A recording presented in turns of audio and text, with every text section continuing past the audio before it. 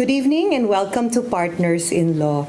My name is Attorney Elaine Bathan, and tonight we will be discussing and talking about the role of the Central Bank of the Philippines vis-a-vis ilahang role sa ato ang Philippine economy, among other topics and points of discussion relative sa Central Bank. And with us tonight is no other than the manager of Central Bank of the Philippines. He's actually based in Manila, pero taga Cebu ni siya, and he is here with us tonight to be our resource person. His name is Attorney Gary Maningo. Good evening, Gary. Good evening, Attorney Elaine. And thank you, Kaayo, for being here with us and raising the invitation of the Cebu Lady Lawyers Association relative to our program, Partners in Law. So let's start off. What do you do with Central Bank? Ano may mong trabaho dito? I'm with the Department of Loans and Credit, so that's under monetary stability sector, and our Deputy Governor under Diwa Sigunigundo. And before going to Manila, I was actually here in Cebu. We had a unit there that I was heading in BSP Cebu. Our director is Attorney Des Sumbi, also a Carolinian. Yes. And we centralize our operations in Manila, so I'm there in the Department of Loans and Credit. So it's actually part of the bigger role of the BSP, which is the lender of last resort. So we provide liquidity support to the banking sector, especially in providing emergency loans for distressed, financially distressed banking institutions. So we don't have a central bank office in Cebu anymore, Attorney Gar? We have. We still have. Ikaw lang ang wa na dita. Kailangan pag Manila. Yeah, it's actually a cash center. We have a very big facility there, but it's more on currency operations. Okay. And but we also have banking supervision there. We have our Economic Financial Literacy Center, and the Department of Loans is already Wala na din. transferred to Manila. Okay. So, first things first, no, why do we have the Bangko, unsa may tawag ani, Central Bank of the Philippines or Bangko Sentral na Pilipinas? It's now What is Bangko the correct Sentral. term?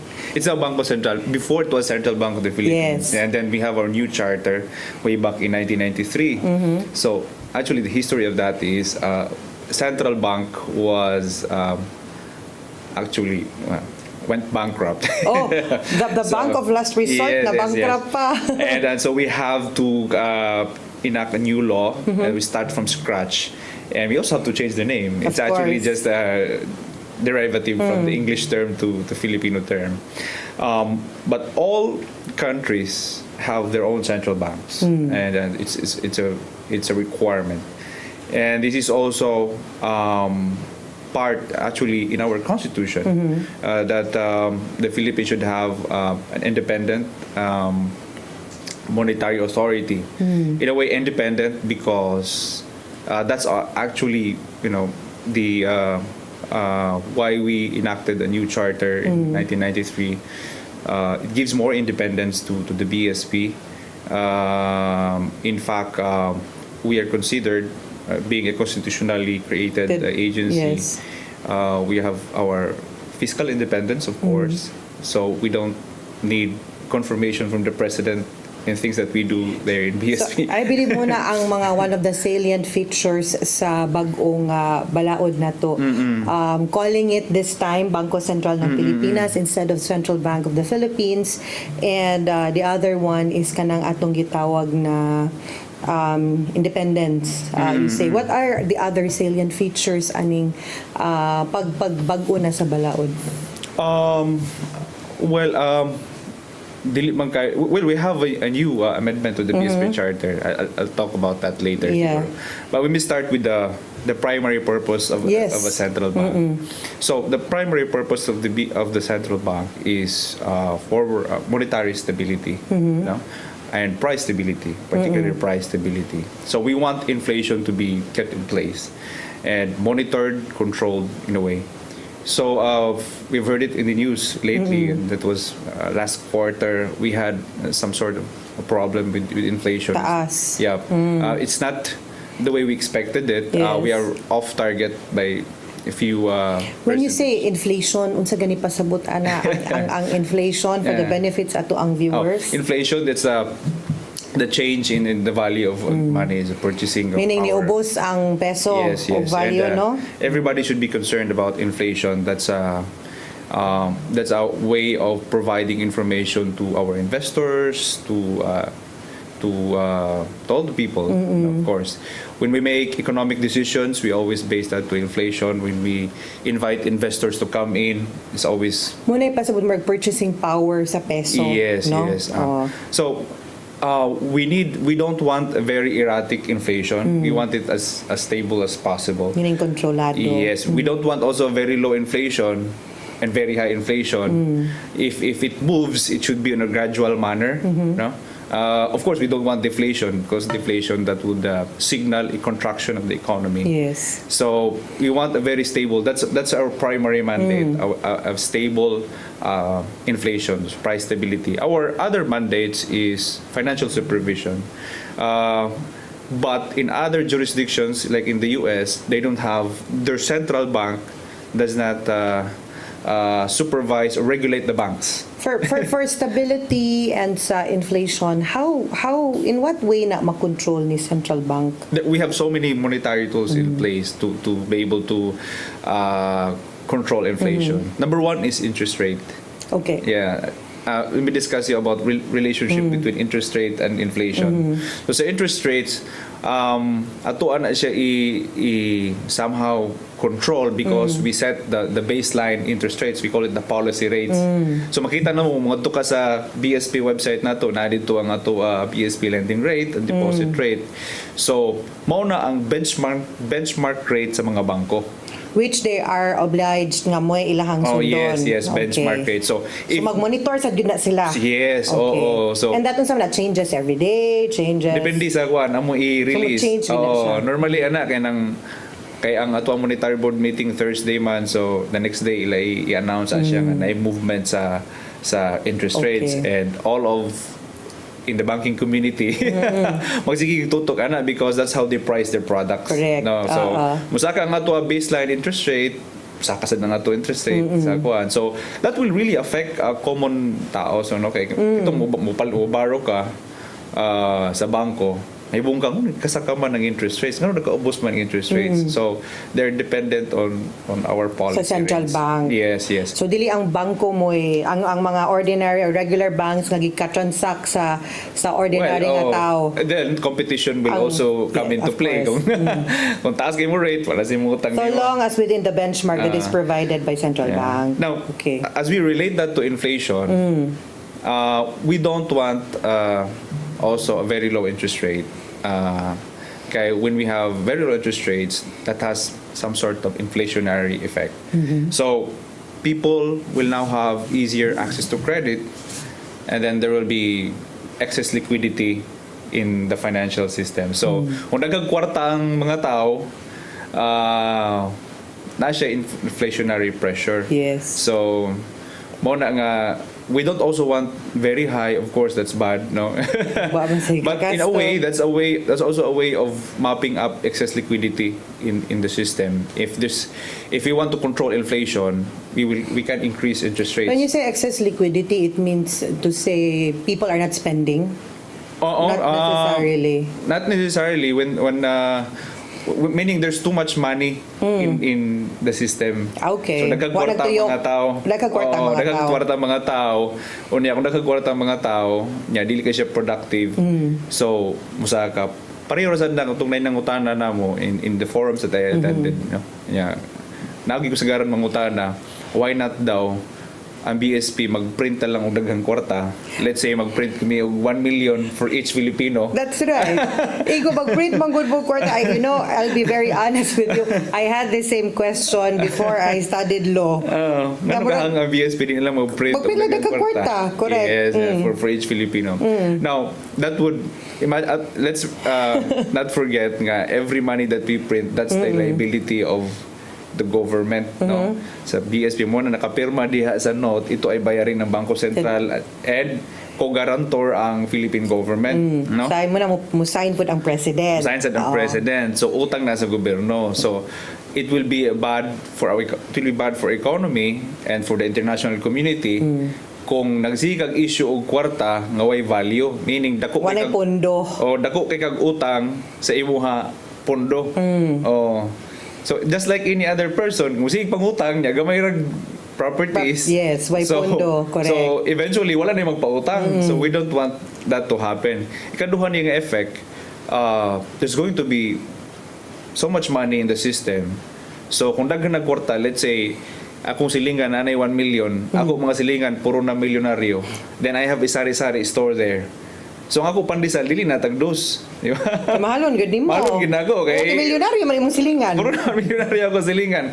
So mo na siya makita na to nga if there's too much money, it's also bad, no? That's right. Oo, okay. Prices will go up. Yes. Prices will because go up. you know that the spending power of the person, high man. Yes. So you would want to get your businesses worth good, no? Sakto. So that's the relationship between interest rate and inflation. So sila may BSP is the one who is actually controlling, balancing ang kaning mga interest rates na to. Balancing lang gid ba? But ang pag-monitor manggod ninyo ana, it's the one I think that's hard, no? Yes, we have a lot of people there in department under our own sector, Department of Economic Research, Statistics. We also take part of those decisions being the Department of Loans and Credit. Kaysa we don't want so many banks to borrow from us. We want the banks to be as independent, financially independent as possible. Yeah. No? We've discussed about inflation, we've discussed about interest rate. I'm curious kay I know one of the primary tools po nato is ang exchange rate, which is very of interest labaw na sa kanang mga naminaw nato karon, our viewers OFWs. with OFW nga families nga ang uban ba usay malipay ta kay taas ang dollar pero niubos na pod niya ang mga Filipino tourist pod nato mapungot pod kay taas kaayo inigpalit, no? So how is it, being controlled or unsa man, where does BSP come in this? So very important ang ato ang role, no, sa exchange rate. By the way, ang ato exchange rate ron ba is 51. Wow, is that good or bad? 51 medyo taas, ha? Yes. Before na abot tag mga 54, but for this year, is that the highest nato karon nga year? Well, I haven't seen the trend kay napumunta sa February or March. We haven't even finished the first quarter, no? But to discuss siguro about exchange rate, no? BSP is actually the shock absorber of the economy. So kung makita nato nga ang ato actually reserves, well, before ang reserve ra gyud kanang gold. Yes. Pero gold gyapon ang ato reserve, pero karon pwede naman ta ang ato on top of gold pwede naman og dollar, no? Okay. Foreign exchange. Dollar, particularly dollar, kay ang dollar may pinaka easily tradable nga currency. So we consider dollar as one of our reserves. The US dollar in particular. So we have reserves. Dollar and gold. In fact, sa gold, no, since na-mention naman ako ang gold, we are mandated to buy from the gold miners. And it is in the Philippines or even outside? In the Philippines. So if you're into gold mining, you are mandated actually to sell it to BSP. Okay. So if you sell it to the black market, that's considered as economic sabotage. Di na pwede sa mga alahira lang. Central Bank din na you sell it to us, but we buy it actually at world market prices. Which is competitive na. Which is very competitive. Okay. To allow also the mining company or the mining industry to profit. Ang uban lang sad kay di nila ibaligya kay tungod na with tax implications. Of course, you can't get away with that, no. So gold and dollars. Yes. So kung mo appreciate ang peso, no, because you weak ang kontra account mo na mo appreciate ang peso, strong peso, mo weak ang dollar, vis-a-vis mo weak ang dollar. So mo appreciate ang peso, since we are holding dollars, mo lugi ang BSP. So kung mo depreciate ang peso, mo appreciate ang dollar, mo income ang Bangko Sentral. So and when you ang peso mo appreciate that Malugi si BSP. actually in perception sa ibang tao yun sila nga ninindot ako ato ekonomiya kaya ang peso tag 40 na lang, 45 na lang, Yes. so ninindot na ekonomiya. Pero kami BSP okay lang no. In that process we are losing because we don't want ang amo argid role sa exchange rate, we want a floating rate, meaning market driven. So we let the market decide kung unsa gid ang rate. Ang amo lang di ganahan, ang amo gid kanang role diha nga dili dapat volatile siya.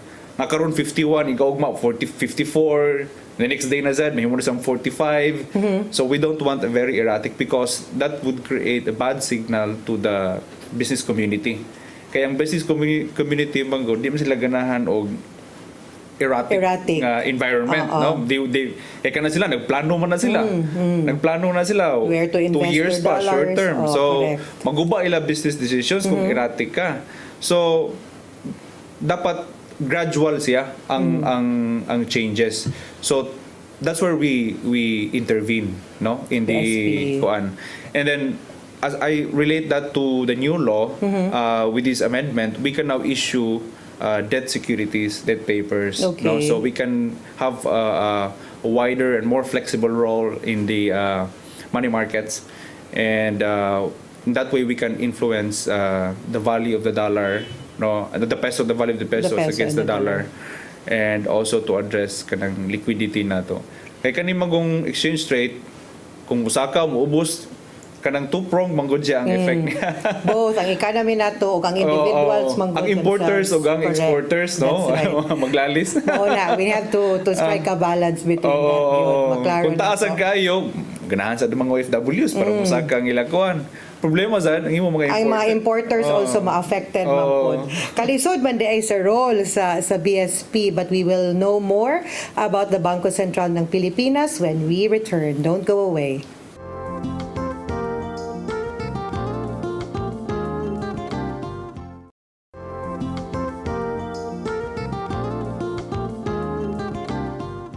And we're back here sa ato ang program Partners in Law. I am Atty. Elaine Bathan, and with me is our manager from the Bangko Sentral ng Pilipinas, Atty. Gary Maningo, because we are here talking about the role sa Bangko Sentral ng Pilipinas. A while ago, ato na-discuss, Atty. Gary, no, ang kabahin sa objective sa BSP, nga nahimo ning BSP, dili na siya Central Bank of the Philippines, ang inflation, and then we left off sa ato ang exchange rate, nga lisod kaayo ni siya because we really need to balance Yes. both the interest of the importer, That's why we need to hire the best exporter. people. That's right. That's why you are there. That's why Mga BSP economists dili got ako, you. di ba ko we have really smart economists there. Yes. Ganina, ni-mention yun ka at the start sa ito ang program nga Bangko Sentral ng Pilipinas is a lender of last resort. Oh, yeah. Unsay pasabot ana? By practice, it's not actually the lender of last resort. Before, mahog magugno og lender of first resort. Kaya Kaya doon na diretso. kaya mga because our credit is cheap, no? Cheap. If you borrow from BSP, it's way cheaper than when you go to regular to other banks. banks, no, government banks. So we extend this support, no, to especially sa itong mga rural banks, no. Okay. Di ka-compete kaayo. So when you borrow from those banks and these banks need additional support, they will rediscount that loan to BSP.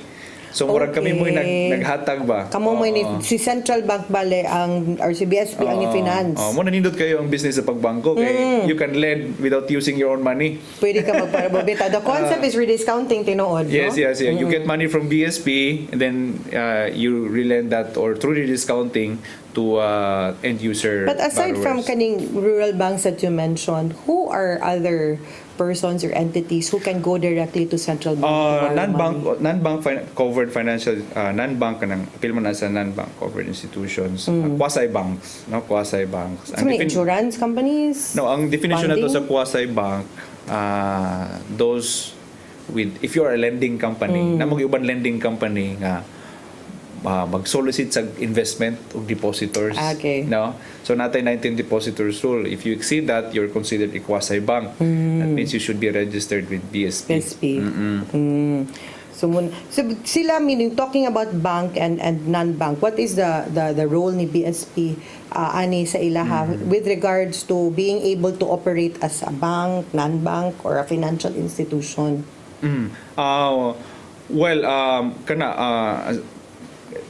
BSP as being a lender of last resort, that's actually support no to the banks. We want them to be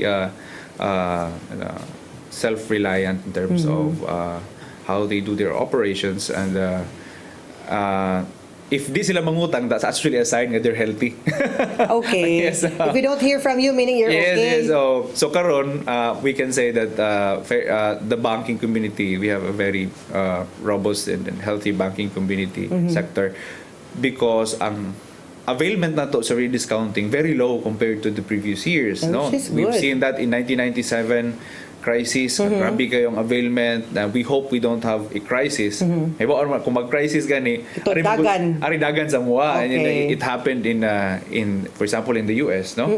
When they had the 2008 subprime mortgage crisis. And so the central bank, the Federal Reserve Bank, has to bail out some of the big financial institutions. If I may relate that to the amendment of the BSP charter, although probably we'll talk about it later, we're increasing our capitalization to 200 billion. That's 50 to 200 billion. And in fact, sa dugay panahon, 20 billion raman to niya. Itong mga previous administration, increase nila to it's actually a prior commitment nila niya, punan na lang mo 50 billion. Now, why we need a bigger capitalization? Because just imagine if these big banks will fail, we have to recover them. Kung may musulan mo come in we don't to want bail them out, medyo right? mga systemic ka ng effect to the banking community nga, we're not able to do our part to save the banks. So kana mo'y kuan, it's actually part of my work. Last resort siya here. Pero what happens if si central bank na pod ang magipit na ay kadaganan si central bank? Where does central bank go? Philippine government.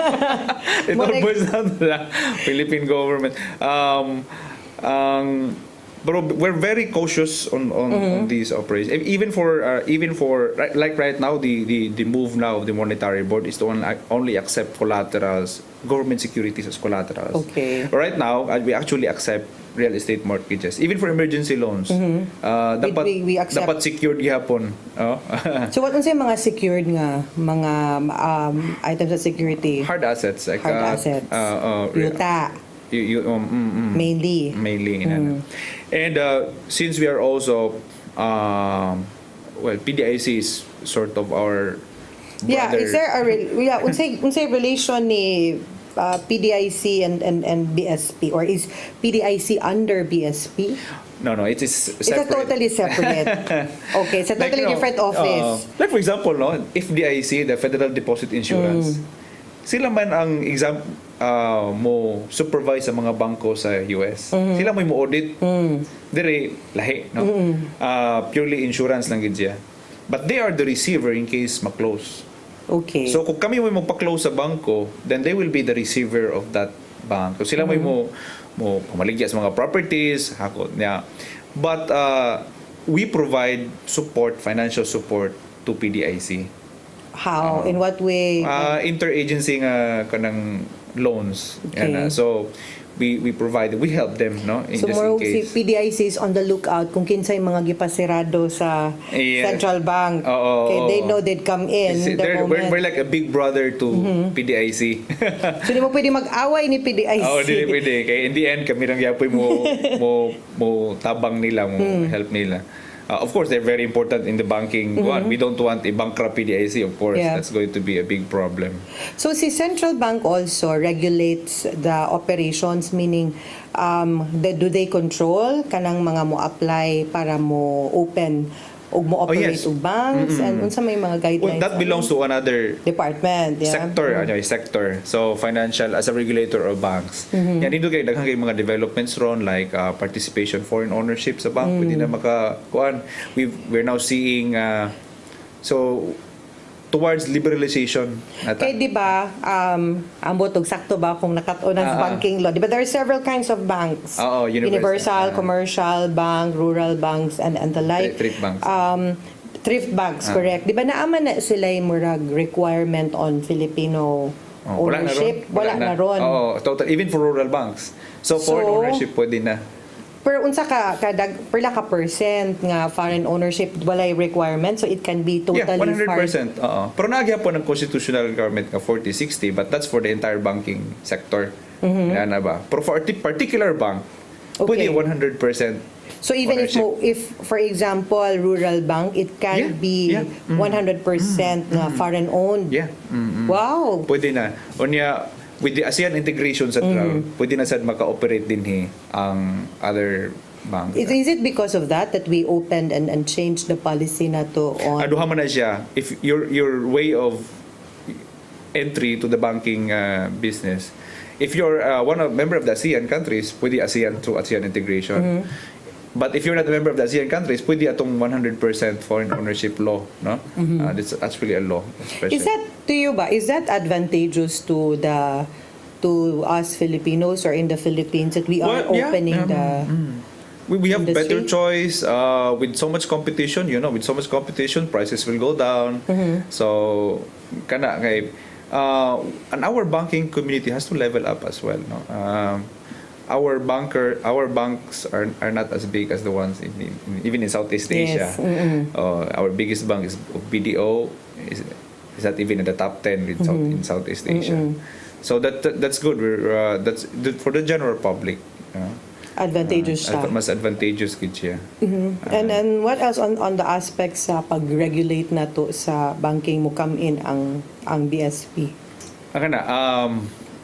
Close supervision good. Like every year i-audit na, they have to go there and we send our examiners there. And because banking is a public trust bank, you're doing banking, you're holding money from the general public, you have depositors coming in, hard-earned money sa mga tao, money sa mga tao, and using that same money for particular investments. So imbued with public trust, that's where the state, the BSP would come in to protect the depositors. Bottom line man yun, we will not hesitate to close a bank if the depositors are prejudiced or put in a bad situation. So we will not hesitate to close. At what point can you actually say nga angay na gyud i-close ang bank, aside of course kung nag-bankrun or nag-bankrupt na gyud ang if bangko? we see we have so many tools to engage, but the primary gauge is when it's not sustainable anymore, that even if you continue business, you will still incur a loss. So what's the point of continuing business? But closing is last resort. We have several programs like strengthening program, rural banks. We encourage consolidation and mergers from healthy banks. From healthy banks, nagkwaon siya. Rather than closing it. And we also invite other investors to come in and say, invest in the bank. So, last resort na gid na ang closure. Kung di na jud pwede. mada. So we extend all sorts of assistance, including finding or inviting mga investors to invest ana nga in distress. But usually dili man na to ikuan kanang i-public, di man na public knowledge. Let them know. Assistance. Of course, because lisod na.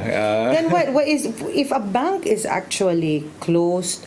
Is there a chance pa nga ma-reopen na siya, or they have to create a separate entity already, meaning end of the life na gid na siya, di na gid na siya nimo pa de ma-resurrect ang kanang bank nga na close na? Well, wagi ba siya receivership, no? But well, technically kung wa pa liquidation, dili pa gid siya patay gyud, no? The corporate entity still exists even under kwan. But most likely na gid na ma-recover, no?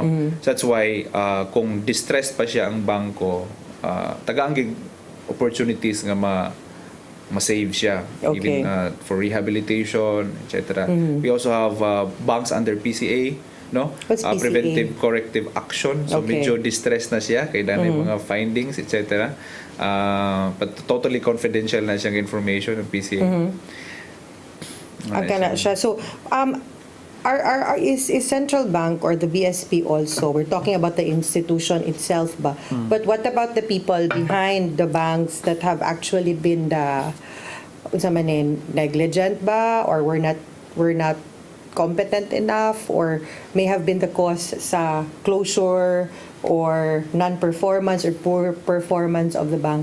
Does the Bangko Sentral ng Pilipinas have authority, prosecutory functions, no, to hold persons liable?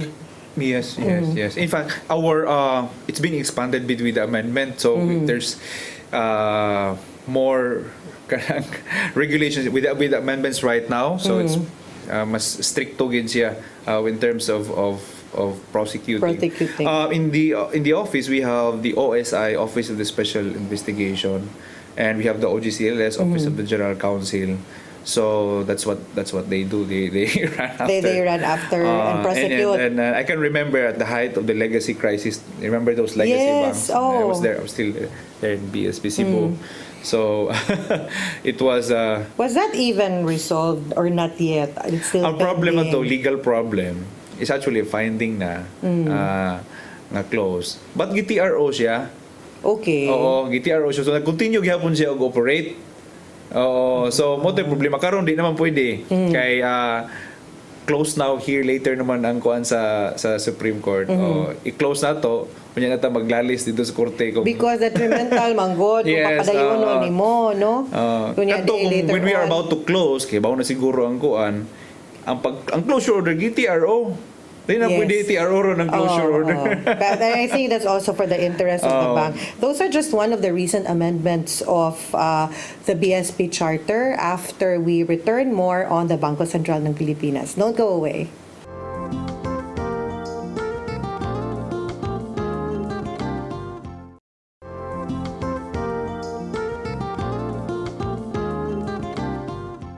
And we're back, still in Partners in Law, and we are talking about the Bangko Sentral ng Pilipinas. Before we left for a short break, atong gi-discuss, Attorney Gary, ang kabahin sa amendments, no? Atong gihisgutan ganina nga the BSP can be able, through that General Legal Counsel na to, Yes, we have no, can be able to prosecute so many directors, stockholders of mga banks, no, who may have committed acts prohibited under the Central Bank Act na to.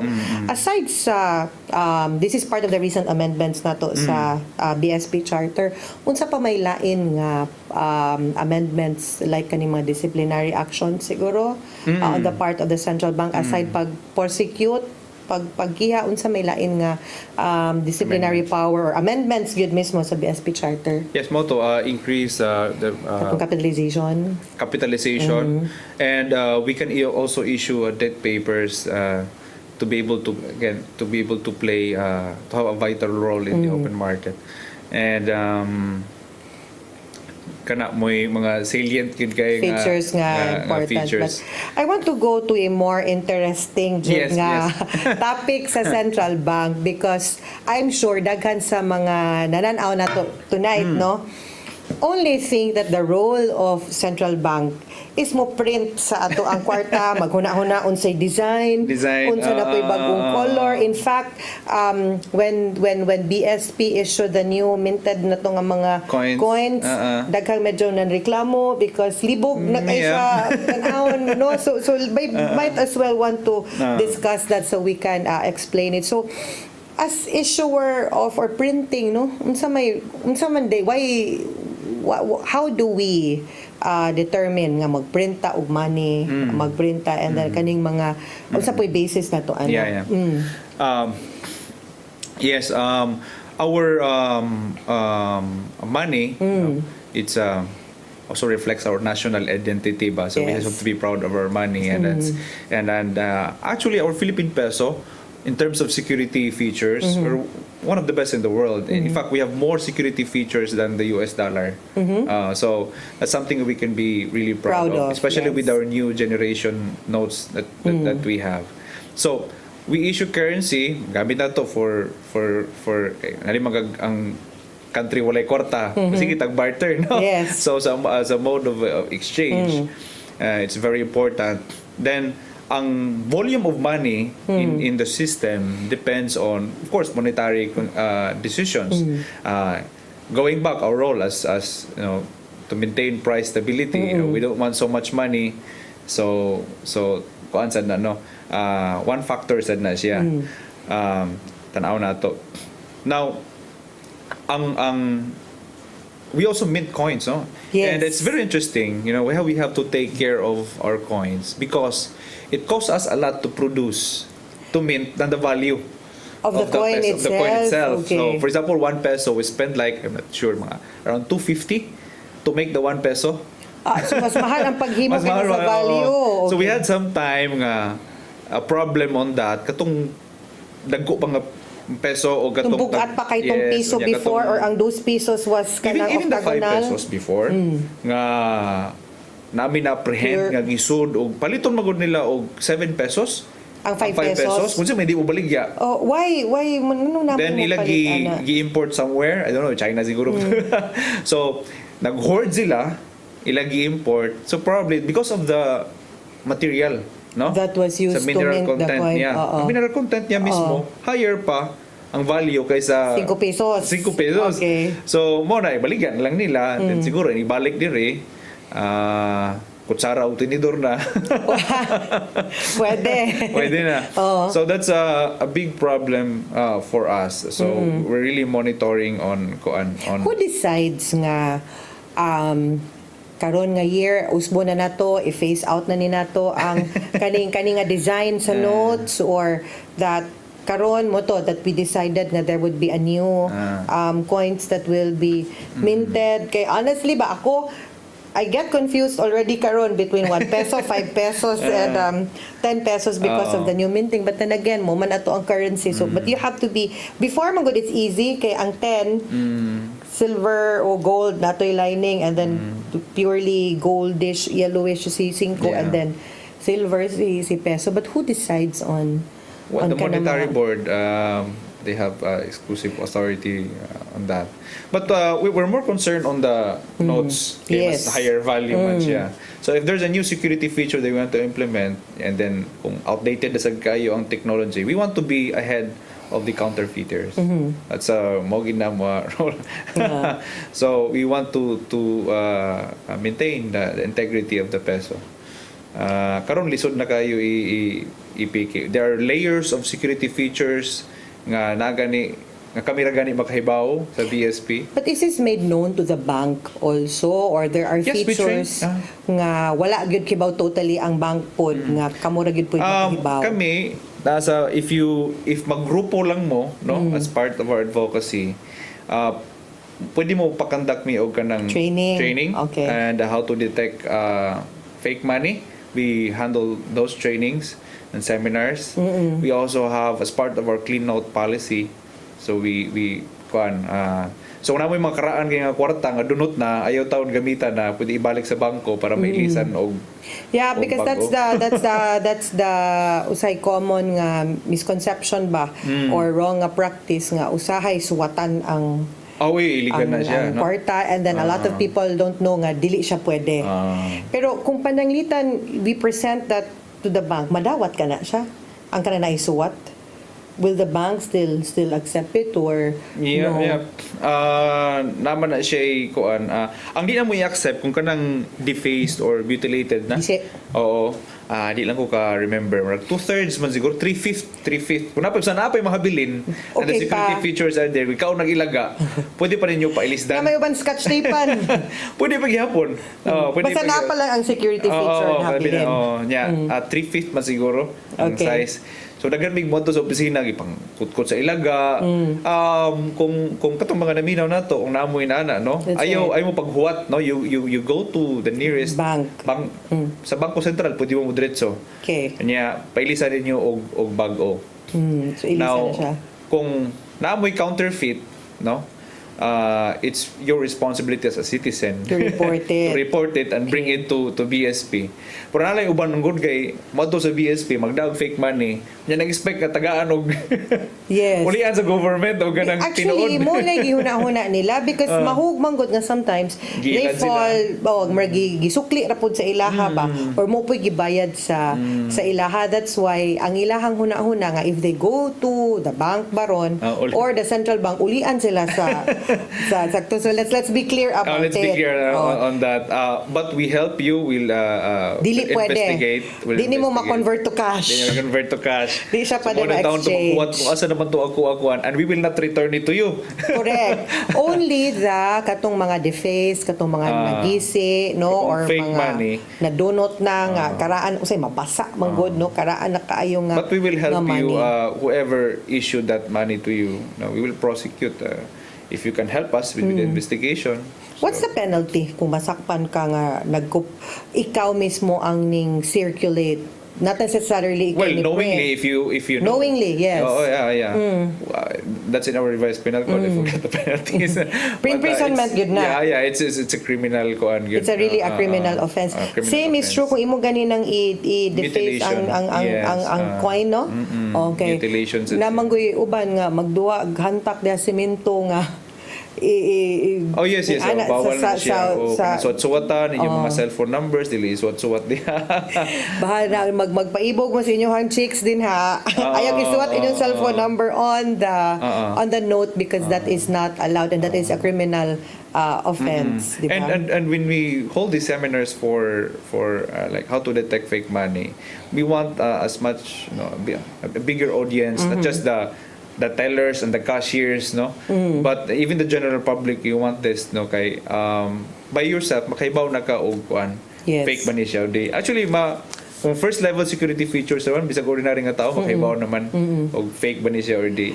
In speaking of making the kanang money na to ba kinsa di mo print anang ato ang kwarta? Kami mismo. So we have our own printing? Yeah, we have the BSP in Quezon City. That's our printing one. In fact, we print also security papers of the government, passport, for example.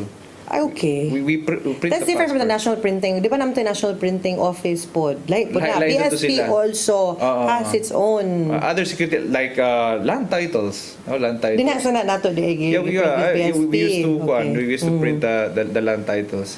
And mga secured paper, mga good na, secured di ba? papers. Now, we print that in Quezon Quezon City. City. But here sa BSP Cebu or other branches, ang amua diha ang retirement lang of old bills. So they bring in the old bills, we retire them, we actually shred them. Oh, that's what you mean by retire. Retirement, we shred them, You and then we shred it. replace with new money. That's why we have to take care of our money so that we don't keep on printing and printing. Correct. Kay mahal ba ya mag-print like you said? But our direction now is to go into cashless society. How do That's why we are promoting payment systems. kanang non-cash online transactions, payments. online payments. That's our advocacy. We want to promote that. We want the general public to be to feel secure and confident to use those systems. We have implemented the PesoNet and InstaPay. Okay, And yes. now you can actually transfer now through your mobile app from one bank to another. Yes, that's right. Kaysa una grabe bang kay good. ko ana. Kaysa Bank una or- bang good. Within the bank ra nimo nya imo pag Yes. So kung wanto kag lain bangko, mo bidto sa ka sa bank, physically withdraw the money. That's right. Correct. And then bring that to another bank and deposit. Hassle kayo, no? So karon pwede na interbank Online. online. It's very convenient. It's very convenient. Actually one of the initiatives gina ni our late governor. Yes. Governor Espinilla. Mo Yeah. gid niya ha. Sadly, no, he succumbed to cancer. Was that last week? Raman Yes, siguro yes. to. And it was very very young. So we don't know yet who will be our next Pataka governor. ba? Hopefully, somebody lang within the ranks and as competent as the late governor also, no? Now, naapkoy nakitaan before, because my aunt was also with the central bank sa una. She put it in a frame, the whole sheet of commemorative pa man yata to, murag Uncut. uncut na bill. Is that allowed? Or are there instances that BSP actually We use prints that, ka ng, kaya di ba ikat, when you print it, one whole sheet man na, di ba? Nya man putlon. Well, that's still legal tender. So pwede ito nakuhaon akong putlon. We give that to employees during anniversaries. I We give that to see. during Christmas. We give that as tokens to our guests. Okay. Pero does that have value? Yes, legal tender pa man. Unless if we say so. Pero na mo commemorative nga wala give value. Oh, kanang they made, I think, a special print of I'm not sure, 2,000 Usually ang katong Y value pesos. mas mahal pa noon. Pero kanang pag-print, kana po bitaw, mas Kay mahal. man gamay raman siya. Special. Pero who determines nga taman ra 1,000 pesos ang ato ang i-print nga bill o niya ang before we had 5 pesos nga notes, di ba, nga paper, and then Monetary karon board, gi-coin na lang. Unsay basis na to ana nga diha ra taman ang Again, exclusive authority sa Monetary monetary Board. board. Kanang kuan. But we also get feedback from the general public, no? We want our bills and coins to be more like for example the 1 centavo or the 25 centavos. Not a lot of people are using it, so Not somehow anymore. we are reducing our production. gigamay ra sad. Ang uban gimo mo kung arios kato na patoy buslo. Yes. So, katong currency nga usually gamiton. So, if the public demands nga, let's say, we need 2,000 peso.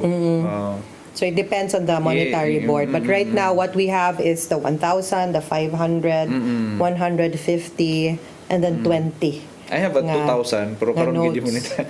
2,000 centennial bill. Yes, I saw that also. That big value?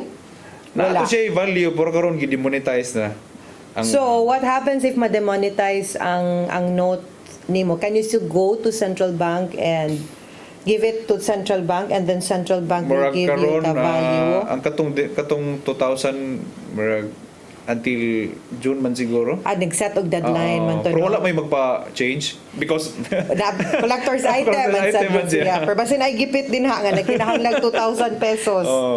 Anyway, so that's the one of the functions not so good and very important function of the central bank, especially on the issuance sa Philippine peso. And again, reminder and caveat sa ato ang mga viewers tonight to be careful sa pag-handle nato sa ato ang Yes. money, because kinahanglan man gyud nga we handle it properly, ka identity man na nato, no? We cannot put anything or deface this. Now, one more important aspect nato that I would want to talk about, though quickly because we lack time na gyud, although na-mention man ni nato ganina ang inflation ug ang interest rate na to. Kaning sa GDP na to, no, with regards to the economy, because we know that BSP plays a very vital role sa atong economic performance. Si GDP o kaning mga investment rating na to ba, where does BSP come in all of this? GDP and right now we have 6%, which is still among the highest in the region, Yes. and we're proud of it. For the longest time, we've been on the positive side. We did not experience for the past decades a contraction in the economy, For the meaning benefit lang yun sa atong viewers, Attorney Gary, let me interrupt you. Unsa ng GDP? gross domestic In layman, product. in layman, Kani what is- sa GDP, makita na to sa news per me. This is how we measure the growth of the economy, no? So kanang collaboration nila mo sa National Statistics Office also and BSP. So that's how we determine how the economy grows, like to what extent, no? So GDP, so muna siya rate, no, sa growth sa economy. So karon 6%, no, in terms of percentage of increase. So it's a good determinant. May kaganang fastest growing economy, so ang rate ato basihan. Yes. So karon 6% ta. No, sa China at times murag 7 sila or 8 inana. But for the Philippines, that's 6 good enough. consistent ta to 6 to 7. And so it's good for investors. It's good, no? Your investment grows by that amount. But ang role gud sa amo asad role is to make the economic growth more balanced, sustainable, and more particularly inclusive. So inclusive siya, meaning ang growth rate na experience even for the common tao. Kay when you go around, you see yung atukang mga vendors and say, ni-increase ba ang imong business by 6%? Wala man. Most of the ba? Pero wato kag mga large corporations, say, ma-feel nila, no? That they increase. Because 2/3 of our economy controlled by the large enterprises. And 1/3 ana sa micro, small, and medium lang, no? But large enterprises, large corporations, it's actually 0.4% lang of all registered enterprise. So, Right. not even 1 in 100 large corporations or large enterprises. Sige na, ato na lang yung 1%. 1%. The 1% controls 2/3 of the entire economy. So, dako kay impact, no? Yun siya, 6%. Yeah, we feel that, 6%, 7%. But is it inclusive?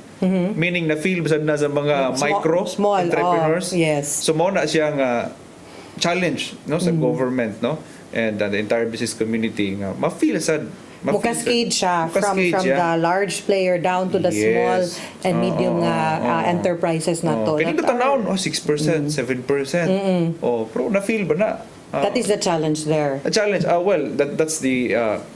And that is a goal sa BSP nga ipa-feel na all the way down? Yeah, supposedly, no? Di naman kaya sa BSP lang na siya. Yes. It's a concerted efforts good sa government. Of other agencies, not just BSP. I'm sure you have a very tough role in BSP, and I'm sure there are still so many things that you would want to know. Kaso lang we're out of time. So just any final words, Attorney Gary, sa ato ang mga viewers watching us tonight. Yes, our BSP office is in Cebu Jones Avenue, right across Land Bank. Yan at NDBP, mga government banks dami diha, nagpundok mi diha, no?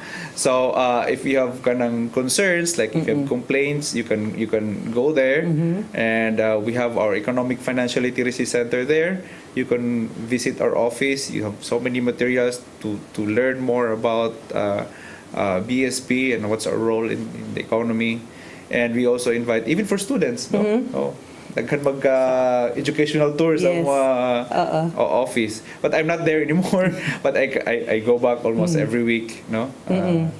Because naman ko diri. That's right. Taga Cebu man ka. You're just needed in Manila. So, kana lang, if you need anything, you can always visit our office. Okay, with that, thank you very much, Attorney Gary. And we hope that tonight we are able to enlighten you and give you more of an idea kung unsa gyud ang role sa Bangko Sentral ng Pilipinas dili sayon on their end to be able to balance our economy, ang inflation nato, and the role sa pagprint and pag-regulate sa printing sa ato ang peso, and to ensure nga kusog ang value sa ato ang peso. This is Attorney Elaine Bathan saying good night and God bless.